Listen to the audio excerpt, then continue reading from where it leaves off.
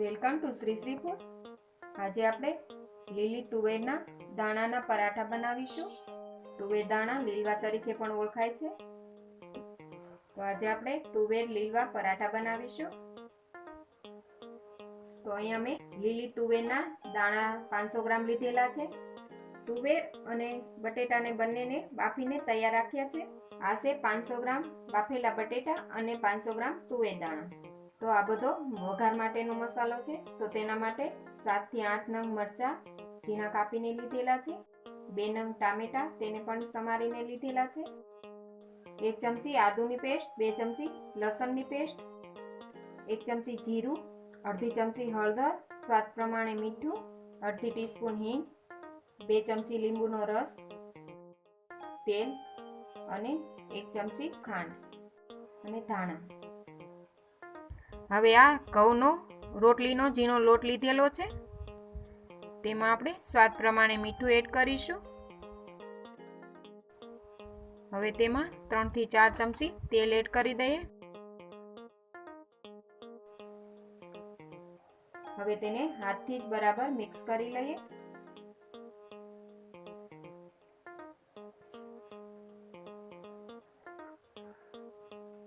બધું જ સારી રીતે મિક્સ કરી લઈએ। હવે તેમાં થોડું થોડું પાણી એડ કરતા જશું અને રોટલીના લોટ જેવો જ આપણે લોટ બાંધીને તૈયાર કરવાનો છે।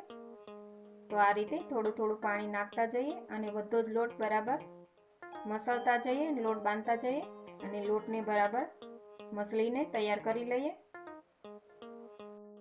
હવે તેમાં થોડું તેલ એડ કરી અને લોટને કેળવી લઈએ।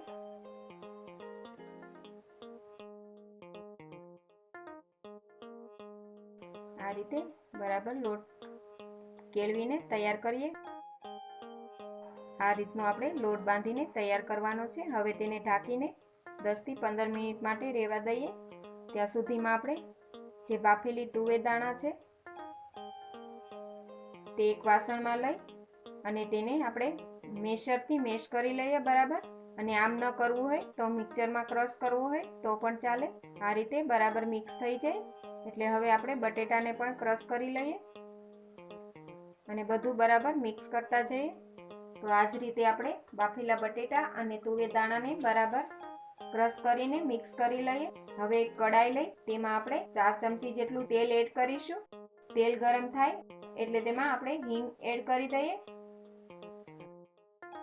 આદુ લસણની પેસ્ટ એડ કરી દઈએ,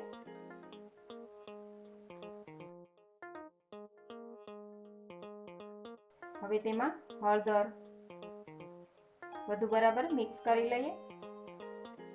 હવે તેમાં મરચાંના ટુકડા એડ કરીએ અને તેને બરાબર મિક્સ કરી અને ચાંતળી લઈએ। થોડા મરચાં શેકાય ત્યારબાદ તેમાં ટામેટાના ટુકડા એડ કરી દઈએ।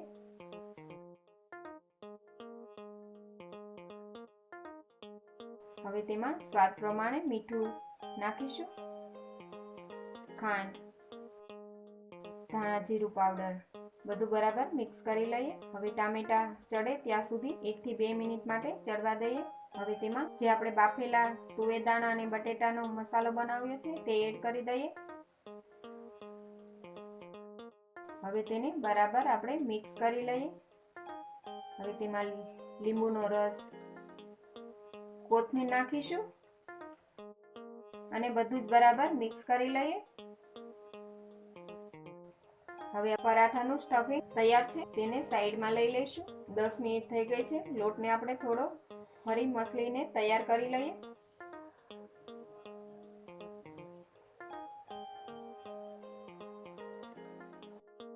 હવે આપણે લોટમાંથી લુવા બનાવી લઈએ। જે સાઈઝના આપણે પરાઠા બનાવવા હોય એ સાઈઝના લુવા બનાવીને તૈયાર કરીએ।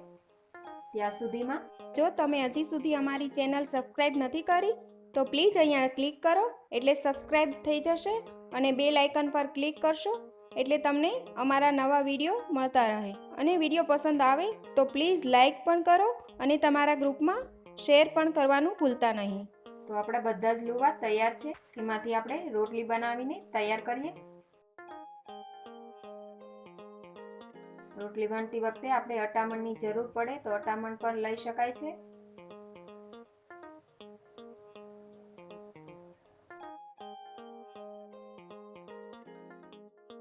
હવે રોટલી આપણે શેકાવા માટે મૂકી દઈએ. થોડી શેકાય એટલે પલટાવી લઈએ અને થોડી પ્રેસ કરતા જઈએ. રોટલી ઉપર આપણે થોડું તેલ લગાવી દઈશું અને આ રીતે તેને શેકીને તૈયાર કરીએ. ગેસ મીડિયમ જ રાખવાનો છે. એક સાઈડ સરસ શેકાઈ ગઈ છે તો આપણે સ્ટફિંગ રોટલી ઉપર મૂકી દઈએ અને બરાબર અડધી રોટલી ઉપર આપણે સ્ટફિંગ પાથરી દઈશું.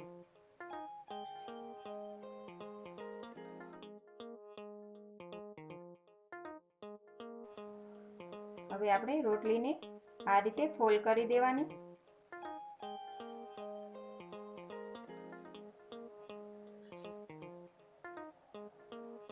હવે ઉપર પણ થોડું તેલ લગાવી તૈયાર કરીએ. પરાઠાને આપણે પલટાવી લઈએ. ઉપર પણ થોડું તેલ લગાવી દઈએ. આ રીતે બંને સાઈડ આપણે સરસ ક્રિસ્પી થાય ત્યાં સુધી શેકીને તૈયાર કરી લઈએ. ત્યાં સુધીમાં આપણે બીજી રીતથી પરાઠા બનાવવા માટે 2 રોટલી વણીને તૈયાર કરીશું.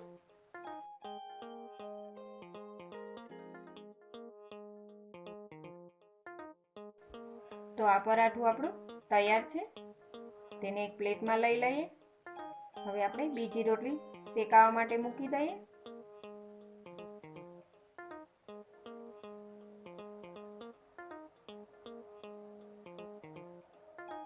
આ રોટલીને પણ આપણે એ જ રીતે શેકીને તૈયાર કરીએ.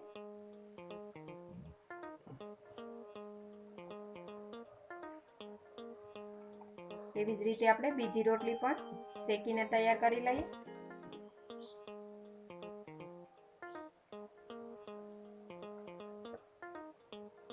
ઉપર આપણે તેલ લગાવી દઈએ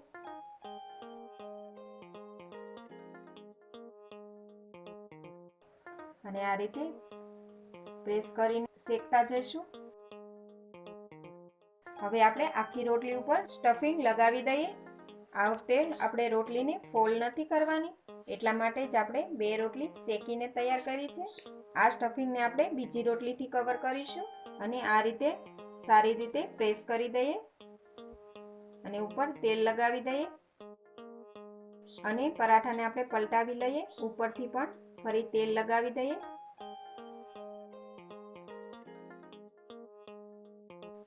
અને બંને બાજુથી ક્રિસ્પી થાય એવું શેકીને તૈયાર કરી લઈએ.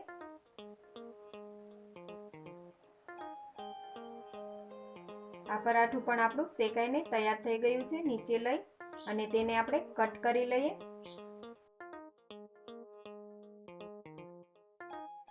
કટ થઈ તૈયાર થઈ ગયું છે. હવે તેને સર્વિંગ પ્લેટમાં લઈ લઈશું. પરાઠાને આપણે દહીં અથવા તો ટોમેટો કેચઅપ સાથે સર્વ કરી શકાય છે. તો તમે જોઈ શકો છો આ કેટલા શુદ્ધ અને સ્વાદિષ્ટ પરાઠા તૈયાર થયા છે. આ પરાઠા ખૂબ જ હેલ્ધી પણ છે. આ પરાઠા બાળકોથી લઈને મોટાને બધાને આ પરાઠા જરૂરથી ભાવશે. તમે આ તુવેરના પરાઠા ઘરે જરૂરથી બનાવજો અને તમારા એક્સપિરિયન્સ અમારી સાથે શેર કરજો. તો ફરી મળીશું એક નવી રેસીપી સાથે.